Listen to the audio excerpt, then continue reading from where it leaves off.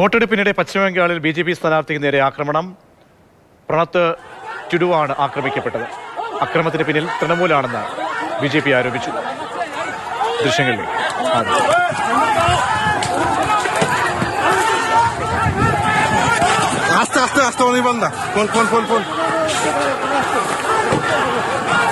അർജുൻ പീതാംബരൻ ചെയ്യുന്നുണ്ട്. അർജുൻ, BJP തൃണമൂൽ അക്രമം ഇപ്പോൾ അയവുണ്ടോ? എത്ര നേരമുണ്ടായിരുന്നു ഈ ആക്രമണങ്ങൾ? പോലീസും മറ്റ് കേന്ദ്രസേനയൊക്കെയുള്ള സാന്നിധ്യത്തിലാണോ ഈ ആക്രമണം നടന്നിരിക്കുന്നത്? പ്രത്യേകിച്ച് BJPയുടെ ജാർഗ്രാം സ്ഥാനാർത്ഥിയാണ് ഈ പ്രണത് ടുഡു എന്ന് പറയുന്ന വ്യക്തി.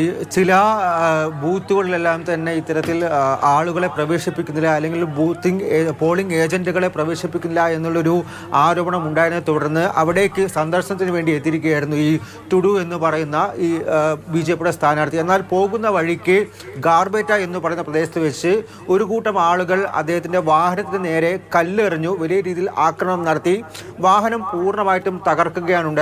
അതിനുശേഷം അദ്ദേഹത്തിൻ്റെ കൂടെ തന്നെ സുരക്ഷയ്ക്കായി ഉണ്ടായിരുന്ന CRPF ഉദ്യോഗസ്ഥർ അദ്ദേഹത്തിനൊപ്പം തന്നെ ഉണ്ടായിരുന്നു, ബോഡി ഗാർഡുകൾ ഉണ്ടായിരുന്നു. അവരെല്ലാവരും കൂടി അദ്ദേഹത്തെ വാഹനത്തിൽ നിന്നും പുറത്തേക്ക് കൊണ്ടുവന്ന് അവിടെ നിന്നും രക്ഷപ്പെടുത്താൻ വേണ്ടിയിട്ടുള്ള ശ്രമം നടത്തുന്നതിനിടെ ഒരു ബോഡി ഗാർഡിനും ഈ CRPF ഉദ്യോഗസ്ഥനും പരിക്കേറ്റിട്ടുണ്ട്. അദ്ദേഹത്തിൻ്റെ തലയ്ക്കാണ് പരിക്കേറ്റിരിക്കുന്നത്. നിലവിൽ ആശുപത്രിയിൽ പ്രവേശിപ്പിച്ചിരിക്കുന്നു.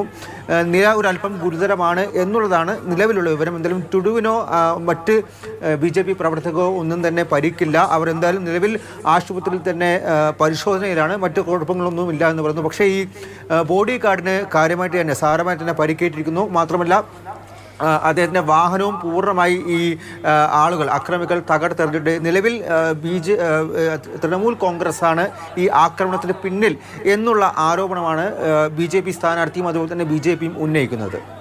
ശരി, അർജുൻ പീതാംബരനാണ് വിവരങ്ങൾ നൽകിയത്. പശ്ചിമബംഗാളിലാണ് തിരഞ്ഞെടുപ്പിനിടെ BJP തൃണമൂൽ പ്രവർത്തകർ തമ്മിൽ ഏറ്റുമുട്ടിയത്.